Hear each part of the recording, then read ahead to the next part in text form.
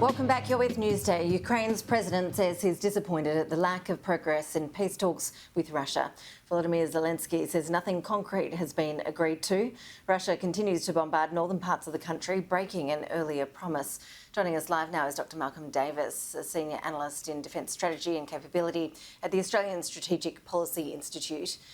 Malcolm, appreciate your time as always. What do we read into Moscow's decision to announce that ceasefire in Mariupol to allow citizens to evacuate, and what seems to have happened since? Look, I think it needs to be taken within the broader context of this Russian redeployment to the east. So it's not a retreat or withdrawal. The war's not ending. It's simply a redeployment of Russia's forces around Kyiv to the east. And part of that is they're trying to sort of create a situation around Mariupol whereby they can pull forces back a bit and concentrate them and re-equip them and regroup them. But having said that, they have announced humanitarian corridors in the past and then promptly shelled those corridors or even mined them. So I wouldn't put too much trust in the Russian announcement at this point. Let's see actually whether it's actually enacted and carried out before we think that this is necessarily a positive development. Malcolm, can you give us a sense of the actual attacks, in terms of what weapons are being deployed, the nature of the attacks as we've seen that develop over the last few weeks? Yeah, look, it's obvious that the Russians have initially thought that they could gain a quick victory by rapidly deploying maneuver forces, which is the tanks, the armoured fighting vehicles, the infantry, to try and seize key locations, key cities, and so forth. And those rapid attacks have failed miserably. And so the Russians have fallen back on long-range firepower with artillery and rockets and missiles to attack urban areas and try to batter the Ukrainians into a surrender. But that hasn't worked either. They're inflicting heavy civilian casualties, and it's horrific what we're seeing. But it's not changing the dynamics of the conflict in terms of Ukraine's willingness to resist. And so we're now in a situation where the Russians are reassessing their entire campaign. They're recognizing they can't take cities. So therefore, they're focusing very much on the east in the Donbas and in the south around Mariupol to try and secure that part of the country at the same time as giving themselves a chance to regroup and re-equip and build up their logistics again, so that perhaps in the northern summer and the spring in coming months, they might be able to then launch a second offensive towards Kyiv and other key cities. The other possibility, of course, is that they settle for the eastern half of the country and try and create a negotiated settlement around that.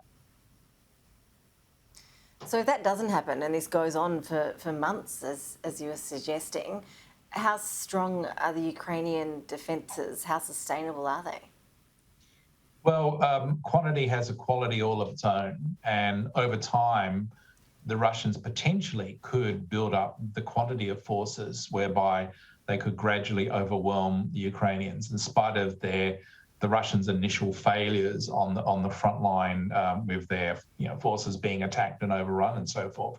They could, over time, build up their strength so that they could be potentially thinking about offensive campaigns. And at the same time, they're going to continue this war of the cities whereby they're attacking urban areas with ruthless, indiscriminate attacks. So that will continue. But it's very clear the Ukrainians are not going to simply back down. And if anything, in the negotiation side of things, the Ukrainians are essentially saying, look, we're not making much progress on negotiations. So I would expect this war to keep on going. I don't expect a quick resolution, and I certainly do not expect a Russian withdrawal from Ukraine. That's not going to happen.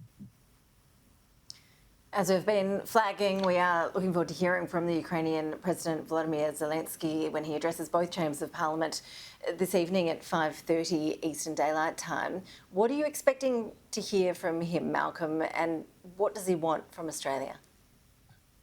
I think that he recognises that at this distance from Ukraine, we can only do so much in terms of actual material support. We can continue to do what we're doing in terms of shipping shoulder-fired missile systems, and other types of military material support, and also strengthening economic sanctions against Russia. I think that is an important step for us to do, to find out where we can move next in terms of increasing the economic pain on the Putin regime.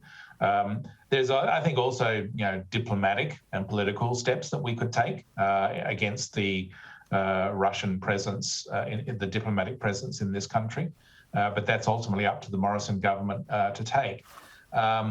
But I do think that Zelensky will be making a very inspirational and important speech to the Australian government, and by extension, the rest of the Western liberal democratic world, that he and the Ukrainian people and the Ukrainian military are not just fighting for their own country, they're fighting for the entire world. Because if Russia is not stopped and defeated in Ukraine, then you can guarantee that they will attack NATO at some point in the coming months and years.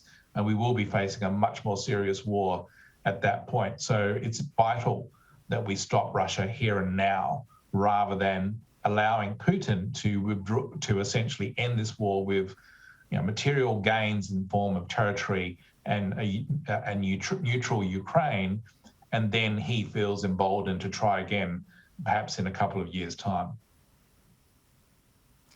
Dr. Malcolm Davis, thank you for your analysis. Thank you.